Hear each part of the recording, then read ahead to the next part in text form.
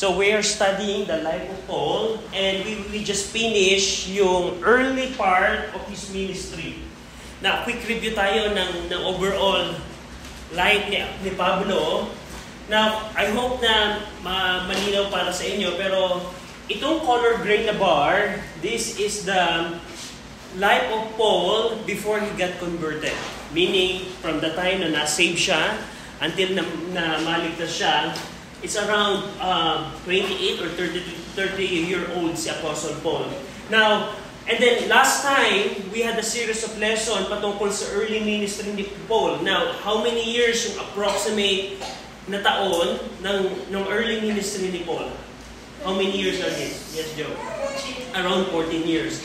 So, pagkatapos now, in this early ministry, can you enumerate from the first to the last, what are the cities Paul visited in this early ministry? Yes, Joe? Damascus, Arabia, Damascus, again, Jerusalem, Sicilia, Tarsus, Syria. Yeah. And then after he went to Tarsus, which place he visited or stayed? Jerusalem. No, not yet. When Barnabas took him? Damascus. No. Letter A. Antioch. Antioch, and then Jerusalem, and then Antioch. So yun yung mga cities na pinuntahan ni Apostle Paul. Now, pumunta siya, when he got converted, pumunta siya sa, before he got converted in Acts 9, he's about to persecute the believers in Damascus. But along the way, in the road of Damascus, he got converted. And sa Damascus, dun siya na-saved, dun siya na-baptize, at dun siya unang naging church member sa Damascus Church. And then after few days, he went to Arabia, and then from Arabia, he went to Damascus again. And then from Damascus, there was a persecution there. That's why Paul went to Jerusalem. And he became member of the church at Jerusalem. Remember na nung si Paul, nagsabi siya na I want to be a member, the believers in Jerusalem didn't accept him because they know that Paul was a persecutor. But who helped him in order to convince the church to accept him? Yes. Barnabas presented to the believers that Paul got converted and he has a testimony of being a disciple of Jesus Christ. So from Jerusalem, he went to because there's a persecution in Jerusalem, he went to Tarsus. And dun sa Tarsus, dun siya nag-spend ng 10 silent years na mga pagkakataon na we are sure na during 10 years, nag-start siya ng churches, probably, and then nag-minister siya doon. At doon, yung mga churches sa Cilicia at sa Syria na-establish during the 10 silent years of Apostle Paul. We call it silent years because the scripture doesn't have account of those years. Pero makikita natin na may mga churches na establish doon. There's a proof on that. And then pagkatapos noon, may church sa Antioch na establish, may mga believers doon, at si Barnabas pumunta kay Paul at isinama si Paul sa Antioch. At si Barnabas at si Paul, they became pastors or teachers in the church at Antioch. At doon tayo nag-stop. Yun yung division ng early ministry ni Apostle Paul. From his conversion, around 33 AD, hanggang around 47 AD, doon yung early ministry ni Paul. Around 14 years. Now, dito, we're going to discuss this color yellow na bar sa buhay ni Pablo. Ito yung papatungkol sa kanyang first missionary journey. Sa kanyang unang paglalakbay upang ipalaganap ang ebanghelyo ng ating Panginoong Kristo. 2 years, around 2 years, approximately 2 years. Dito tayo magko-continue. Now, go over in Acts 13.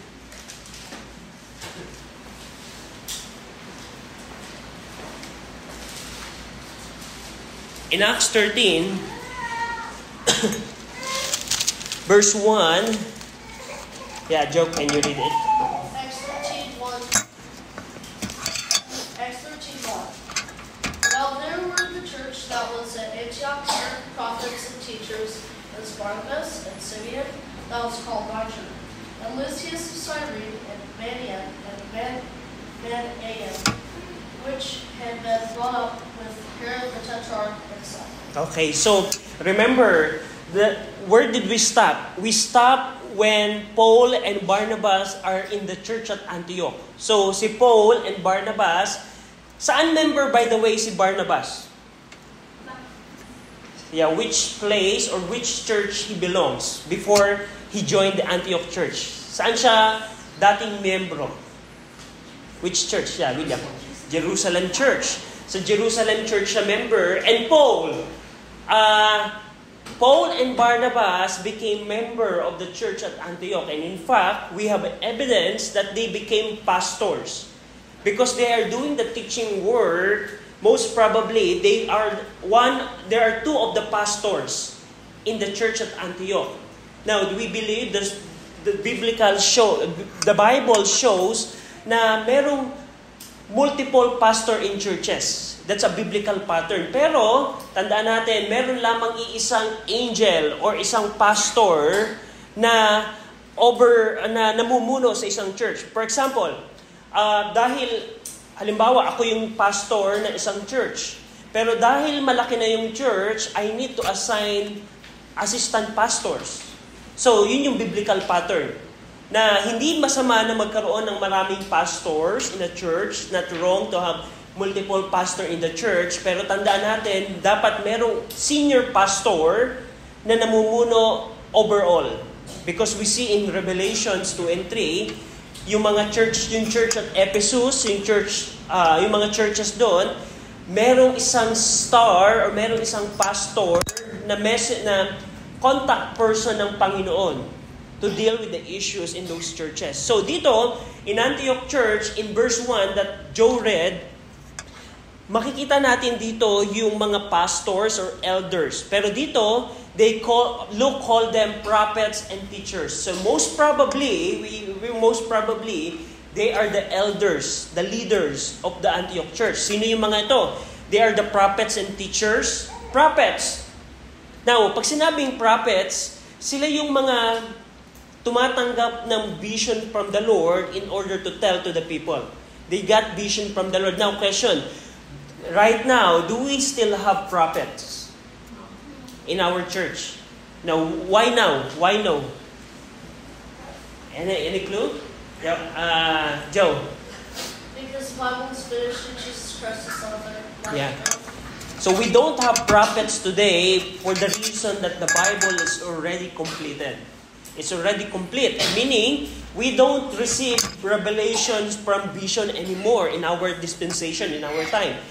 If you want a vision from the Lord or revelation from the Lord, just open your Bible and you can see the revelation of the Lord.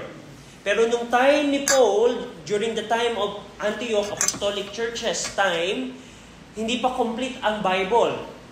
Hindi pa tapos yung Bible. At dito, may mga prophets in the churches. So, minister nila to receive revelation from the Lord, and also they are the one that tells prophecy sa mga tao. Remember, in Acts 11, may mga prophets ang church at Jerusalem. Sino yung prophet ng Jerusalem na nag-foretell ng famine? What's his name? Letter A. Agabus. So makikita natin yan. Pero dito sa Antioch, may mga prophets and teacher. Una, si Barnabas. Ito yung Barnabas na pag-aralan natin. Ito yung Barnabas na taga-Cyprus. So isa siyang Jewish Cypriot, meaning taga-Cyprus siya. Another one na makikita natin, Acts 13:1, another prophet or teacher is Simeon, which is called Simeon that was called Niger. Ang ibig sabihin ng Niger sa Greek, black man. Physically, yung skin niya ay itim. So, most probably, from Africa siya. From Africa. Now, the third one is si Lucius, meaning a Jew from Cyrene or Libya. Kung kayo ay familiar sa map, sa south ng Mediterranean Sea, sa bandang Egypt, katabi niya yung Libya sa baba. So, si Lucius ay taga-Africa din. So, katulad ni Simeon. The fourth one is si Manaen.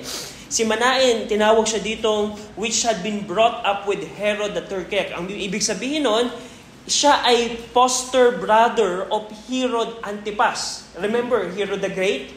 Si Herod the Great, meron siyang anak, si Herod Antipas. Yung Herod the Great, remember, nung pinanganak si Jesus Christ, siya yung nagpapatay ng maraming kabataan. Si Herod the Great, meron siyang anak, si Herod Antipas, at meron siyang foster brother, meaning inampo na kapatid, na ang pangalan ay si Manaen, which is saved person. And lastly, si Saul, which is yung ating subject, si Apostle Paul. Now, dito sa limang ito, what can you tell about this? Having this kind of prophets and teachers, what can you observe about the church at Antioch? Ano yung masasabi nyo? May taga-Africa, merong Greek, which is Jewish Greek, si Barnabas, kasi from Cyprus siya, that's Greek country. Merong Jewish Roman, who is Apostle Paul. Merong taga-Libya. Merong si Simeon, na taga-Africa din. Niger, black man, in his appearance. What can you tell about these people? Yes, Arian. Pwede pong gawin ng Panginoon yung mga tao kahit po sa iba't ibang lugar. Yeah. Kung ayun po yung niya, para po para makasagawa siya ng salita. And maituro din po sa mga people. Yeah, very good. A good observation na kahit saan ka man galing, whatever your background is, God can use you. And in fact, that is the setup of the Antioch Church. It's cosmopolitan, meaning hindi lang sila Hudyo. Remember, it started when the believers from Jerusalem got persecuted and they started the church in Antioch. Yung iba doon, sila yung nagturo.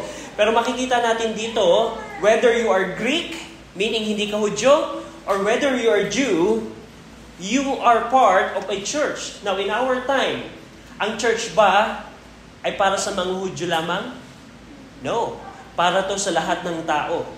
And in fact, in our setup, we are not Jews. We are Gentiles, but we are part of the church. At yun ang setup dito. Imagine niyo yung Antioch. Remember, Antioch is a popular city of the Roman world, third largest city of the Roman world. At dito, imagine niyo para siyang New York City ng Amerika. Sa New York City, hindi lang lahat ay American. Most of them are Americans. Pero makakakita ka doon ng Indian, ng Chinese, Korean, Filipino, multi-race, or multi-background rather. Iba-iba yung kanilang background. And it's the same thing sa setup dito sa Antioch. Manifested yan sa kanilang mga elders. Now dito, what else can you observe aside from their background? Why they have 5 pastors or leaders? Why they have 5? What can you observe about their church? Now, they have 5 elders or pastors, prophets or teachers, meaning they are the one that are in authority in some way sa church at Antioch. What can you observe sa church at Antioch? Yes, William? It was a massive church. It was massive church. It indicates that the church size in Antioch is massive. Go over in Acts 11:21. Sabi dito, Arian, can you read? Paikot tayo. Acts 11:21. Can you read Acts 11:21? Acts 11:21. And the hand of the Lord was with them, and a great number believed it and turned unto the Lord. So, great number or massive number believed. In verse 24, can you read it as well? Acts 11:24. Acts 11:24. For he was a good man, and full of the Holy Ghost and of faith, and much people was added unto the Lord. So, much people are added to the Lord, or in some ibig sabihin din doon, they were part of the church. And that's why they have 5 pastors. Now, for example, if the congregation is just 10 in the church, do you think is it practical to have 5 pastors? No. So, yung pagkakaroon ng pastor, it is for practical reason.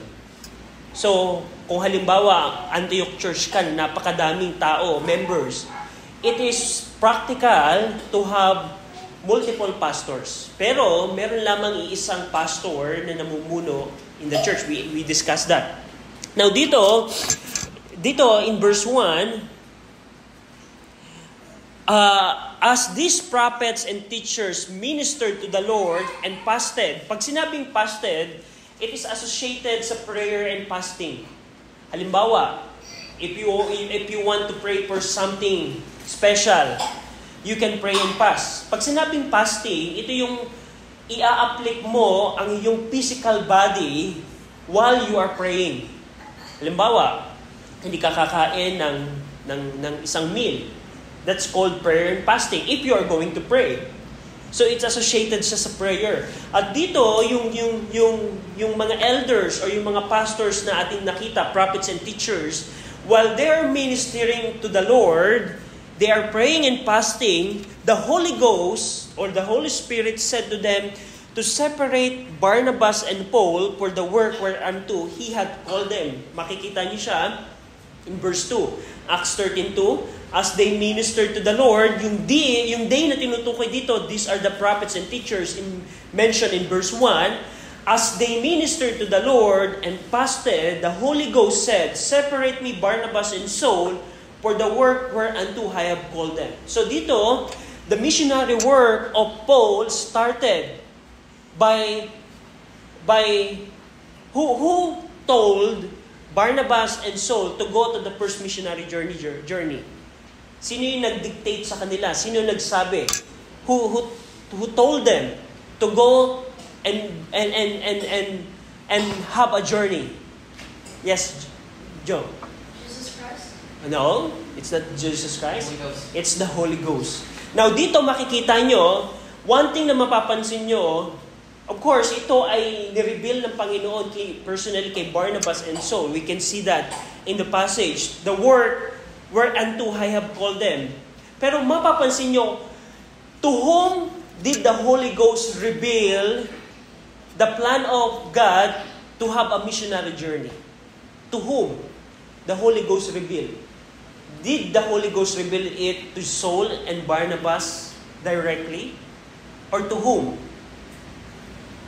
According sa ating text, kanino ibinigay ng banal na Espiritu na kailangang mag-missionary journey si Paul and Barnabas? To whom? The 5 leaders of the Antioch Church. Meaning, pakinggan nyo, we can have a pattern here. Paul and Barnabas, they are ministering to the Lord. They are good in serving the Lord in Antioch, but the revelation or the conviction of having a missionary journey, it was given to the church of Antioch. Mapapansin niyo siya? Now, for example, in our setup, halimbawa, we are a church. Tayo ay church. Church tayo. Now, do you think, in this example, what is the biblical way how the Holy Spirit give conviction to start a missionary work? Is it, for example, ako magiging missionary? Yes, I know na pwedeng i-impart sa akin ng Diyos ang burden, pero in this setup, kanino ibinigay ng banal na Espiritu ang vision or conviction to have a missionary journey? It is the church of Antioch. Now, dito, pagkatapos nilang ma-receive yung vision na yon, there's a pattern that we can see here. Verse 3, and when they had fasted and prayed and laid their hands on them, they sent them away. Sino yung they na tinutukoy dito?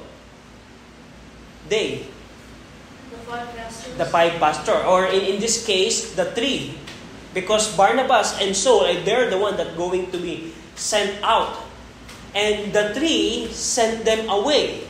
So, dito makikita natin, now, ang point natin dito, Now, can the missionary work started by a mission board? Halimbawa, it is very popular even in the Philippines to have a mission board. Pag sinabing mission board, para siyang, hindi siya church, pero isa siyang organization siya ng mga missionary na kapag ka merong isang gustong pumunta sa isang foreign land, kailangan niyang mag-apply sa mission board, something like that. Para siyang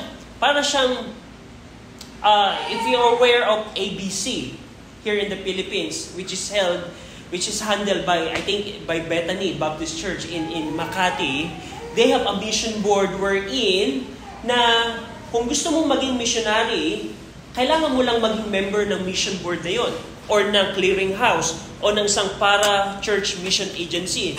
Now, ang question, are those the organization authorized by God to start the mission work? Or which one? Yung bang mission board, yung bang para-church mission agency, yung bang clearinghouse, are they the one that are authorized to send missionary? Or which organization, Joe? The Holy Ghost. Yeah, the Holy Ghost. Pero sinong organization, which organization did the Holy Ghost uses to send missionary? William? The church. So dito makikita natin yung pattern. It is the church who send out missionary, not mission board, not para-church mission agency, not clearinghouse. And that's something that we can see because in our time, kahit hindi ka member, kahit hindi ka send out ng yung church, you can start a mission work through mission board or mission agency or clearinghouse, which is not biblical. And dito makikita natin the biblical pattern. For example, we are a church, and if I want to go to a mission work, it should be the church where I belong should send me to the mission foreign land. So that's what we see in the scripture. That's the biblical pattern. Now, on other way around, do you think is it biblical if I start a mission work if the church didn't send me? Halimbawa, church ako dito, pero sanabi ko, ay mag-start ako ng mission work kasi gusto ko lang. Do you think it's a biblical pattern? Or do you think it should be through the church? What's your opinion? What do you think? Through the church. Very good. At dito, one thing na gusto kong i-highlight sa inyo, everything that God does, the Holy Ghost does, He does it through the local church. In our time, that's the importance of a local church. Now, you cannot start a church or mission. You cannot perform a ministry for the Lord if you are not part of a local church. Now, dito makikita natin sa pattern na ito, si Barnabas and Saul, kaninong church, saang church sila member? Sa Antioch Church. And as they ministered to the Lord revealed to the church that they need to go somewhere else to preach the gospel to other people. So, yun yung makikita natin dito. Now, what else? The missionary journey is the further fulfillment of Acts 1:8. Go over in Acts 1:8.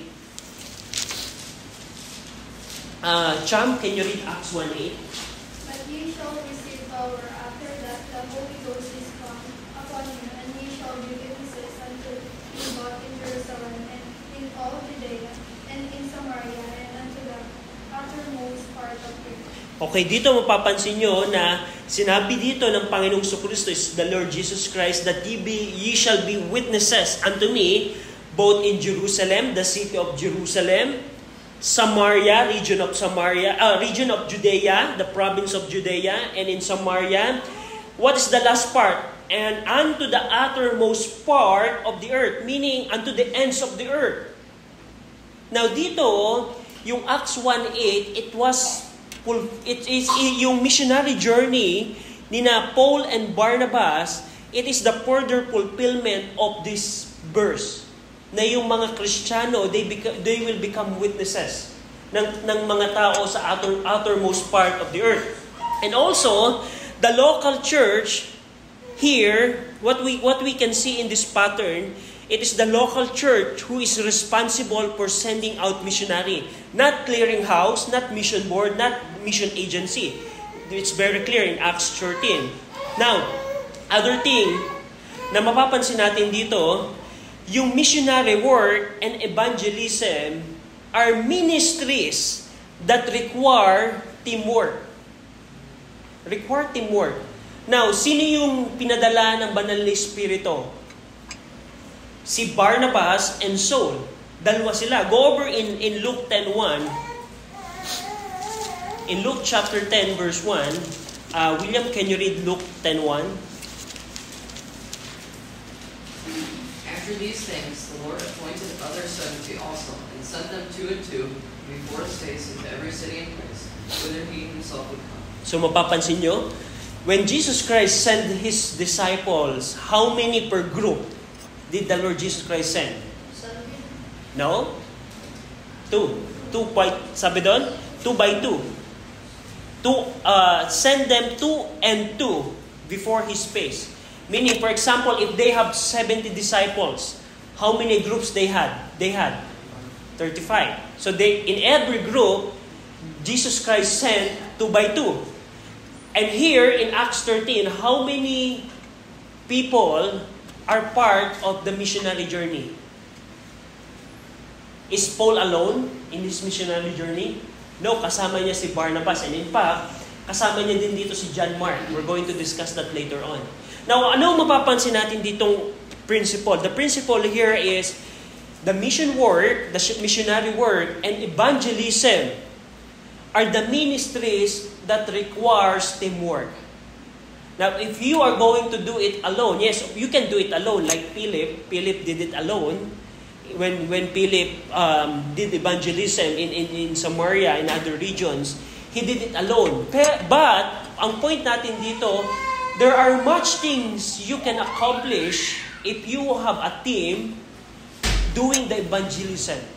So, sa mapapansin natin dito, for example, in application, if the church planned to have evangelism and only the pastor appeared, do you think it is a biblical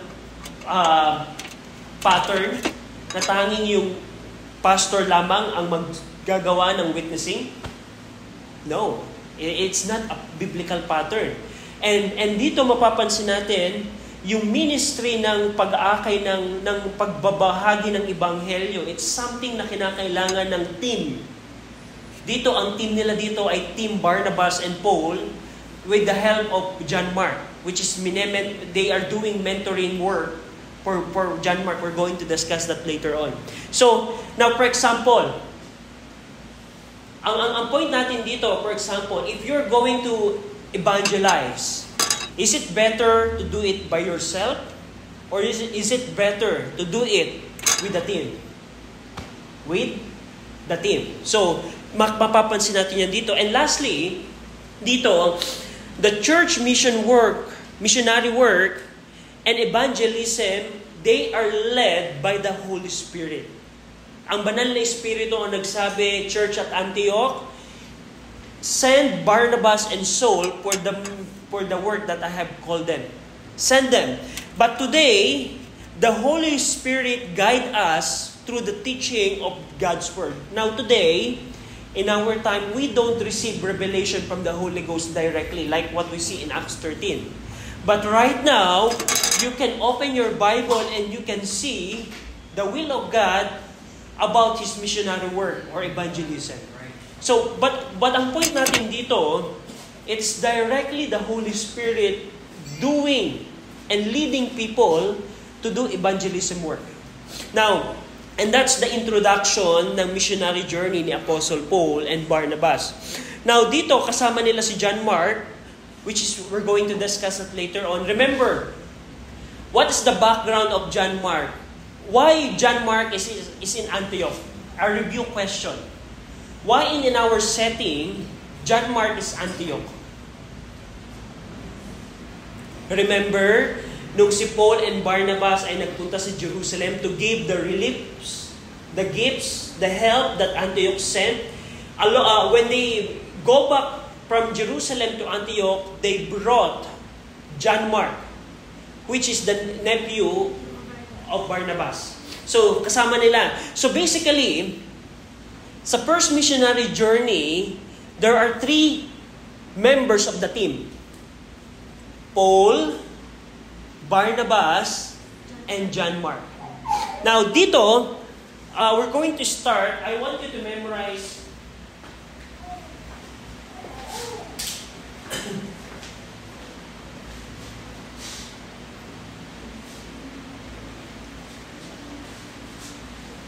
Okay. I want you to memorize these letters, acronym. AS, SP, P, AILD, LIA. So it's just a reverse. AIL, and then the middle is D, then LIA. Just a reverse. Reverse of AIL, and D. And then PA and A. Okay? Memorize again natin. There are 3 groups. AS, SP, P, AIL, DLI, PA, and A. You memorize now? Okay, I'll give you 30 seconds to memorize that. There are 6 group. AS, SP, P, AIL, D. This is the hard part. AIL, just remember AIL and then D, and then just make it reverse. LII. And then PA, A. Now, are you memorize now? Can you do it? Memorize that already. Yeah, William. AS, then SP, then P, then AIL, DLIA, then PA, then A. Very good. Who else? Who want to try? Correct. Yeah, Joe. AS, Yeah. SP, SP, P, P, LIAD, AIL, LII. Okay. And then the 5th one. SP, No? PA. PA, PA and A. Okay. So, inanuli natin. Memorize it again.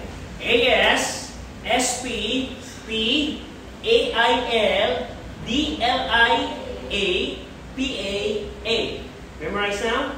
Who would like to try? Mikey. Yeah. AS, SP, A, No? P. P, Aryan, sige. Mikey, practicein mo muna. Aryan, go. P, Oh? AS, AS, SP,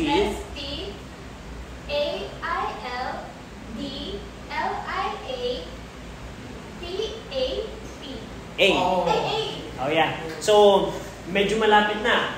Who would like to try again? Oh yeah, Joe.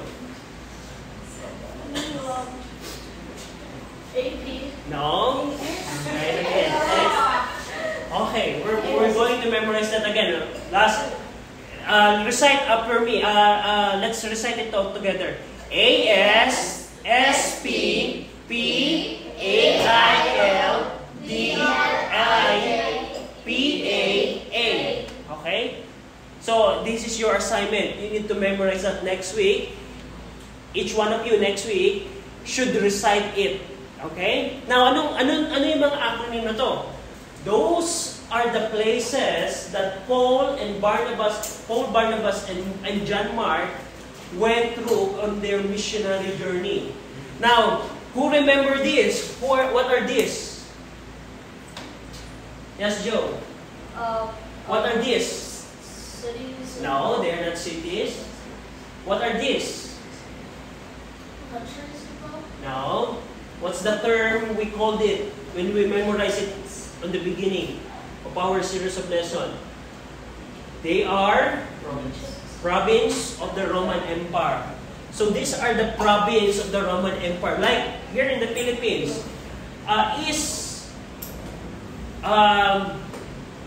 for example, is Mandaue a city or a province? City. How about Laguna? Province. So, that's the geography. Now, sa geography natin, these are the cities that are part of this province. Okay, Syria, Cyprus, Pamphylia. We memorize at Lycia at Pamphylia in our beginning of our lesson, but we can divide those two. So Lycia and Pamphylia, and then Galatia, Pamphylia, and Syria. Okay, so let's recite to. Yung mga provinces na pinuntahan ng first missionary journey. Ready? Read. Syria, Cyprus, Pamphylia, Galatia, Pamphylia, Syria. Okay? So, I have a question. yes. What are all those letters? ASSP, P, A, I, L. So, thank you for asking. These are this. Okay? AS, Antioch and Seleucia, which are part of Syria. What's the next? SP. SP is Salamis and Paphos, which is part of Cyprus. What's next? The next is P, which is Perga, which is in Pamphylia.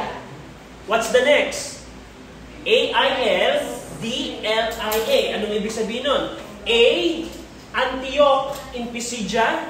There are many Antiochs in the Roman world, but this is the Antioch in Pisidia. This is Antioch in Syria. Antioch in Pisidia, AI, Iconium. Next is L, Lystra, and then Derbe, and then reverse, Lystra, Iconium, Antioch, and then PA, Perga, and Atalia, and then Antioch. Yes, Joe. So that's memorizing the cities in the first missionary journey? Yeah, that's the goal. So if you memorize the acronym, the ASSP, it will be easy for you to track geographically the places of the first missionary journey. And that's our goal in our lesson. We have to memorize that. Okay? So, remember, ito yung Syria, ito yung Cyprus, ito yung Lycia and Pamphylia, pero we can divide it into two. But for the sake of our study here, let's call this province as Pamphylia. And then Galatia, the green part. And then Pamphylia. Now, what you can observe here, on first missionary journey, where they did focus most? What province did they focus most? Yes. William? Galatia. At dito sa first missionary journey, they established churches in Galatia. Now, question, why we need to understand that they established the churches in Galatia?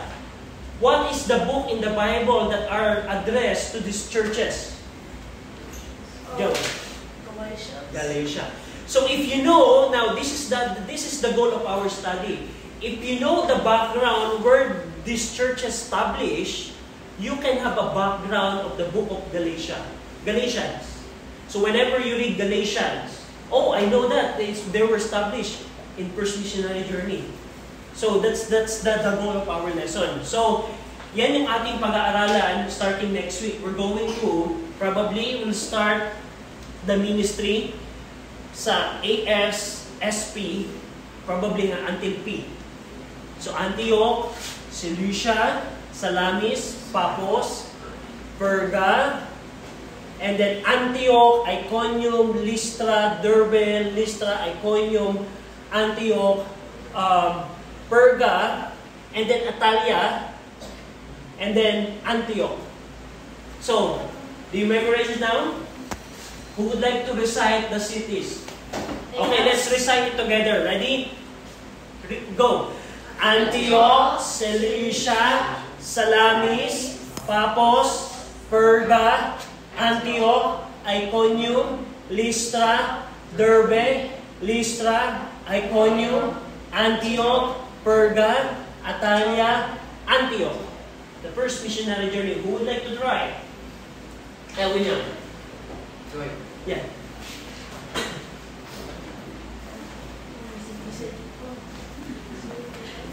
Antioch, Seleucia, Salamis, Paphos, Perga, Antioch in Pisidia, Iconium, Lystra, Derbe, Lystra, Iconium, Antioch, Perga, Italia, and to Antioch. Very good. Yeah, Joe. Antioch, Salamis, No. Look at this. AS. Antioch, Cilicia, Salamis. Salamis. Okay. Paphos. Paphos, Antioch, Perga. Perga, Antioch, Iconium, Lystra. Lystra, Derbe, Lystra, Iconium, Antioch, Perga, Antioch. Yeah. Okay, Atalia. Italia. And then Antioch. Okay, so dyan tayo mag-continue next week sa pag-aaral natin. So remember this acronym. First thing na kailangan yung sa uluhin is this acronym.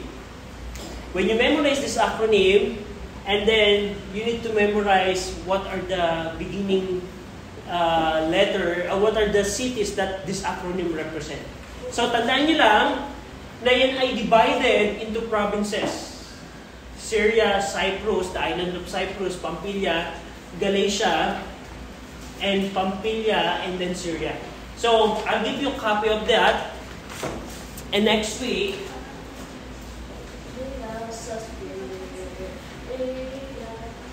so maybe this is the assignment. Not only you memorize the acronym, you need to recite it, all the cities it represent. Okay? So that's the assignment. Next week, each one of you should stand and recite each of these. And not only recite, you need to locate. I have given you map in your study note. So you have to make, what do you mean is, next week, I'm going to show you a blank map.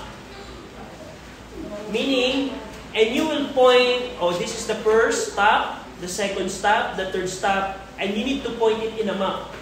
Okay? So next week, each one of you are required to stand here and in a blank map to point where is Atalia, where's Perga, where's Derbe, in some way. So you can have a clear map online. You can find you can search it in Google the map of the Roman world during Paul's time. It will show to you so that you can have a digital copy. And I can give you a digital copy if you want. Just ask me, and I can send you this digital copy for you. So do you have any question? So yan yung assignment nyo. Remember, next week, before we start, each one of you will stand here and recite these places. Okay? And do you have any question? Any question? And by the way, if you want pala ng clear copy nito, sa sermon audio ng ating mga preachings, naka-attach yun yung PDF version nito, wherein you can zoom in. So because dito sa physical paper na binigay ko sa inyo, you cannot see it clearly. But if you have access sa sermon audio, you can zoom in yung image na to so that you can clearly see the places. Okay? Any question? Yes, Joe. What's SP again? SP is Salamis and Paphos. It's in Cyprus. Yeah. Paphos. Paphos. Papa. It's spelled Papa on the thing. If you go down. ASPAPA. Okay? Maybe Sister Emil can send you the PDF if you can access the sermon audio. Do you have access? Do you have contact them in Messenger? Yeah, Sister Emil will send maybe to Cham, and then Cham will send it to others. Both of you guys, you can get it from sermon audio. Okay, any question? Wala na. So, William, can you close us in a prayer? Lord, we thank you that you showed us the model, how we can pattern our missionary efforts after that, Lord. And in the book of Acts, chapter 13, we're thankful for that. And we thank you that you've given us Brother Archie to teach us. And we thank you for your Holy Spirit that's been showing us and your Lord. And I ask that you bless our worship with you today. And I ask this in Jesus' name. Amen.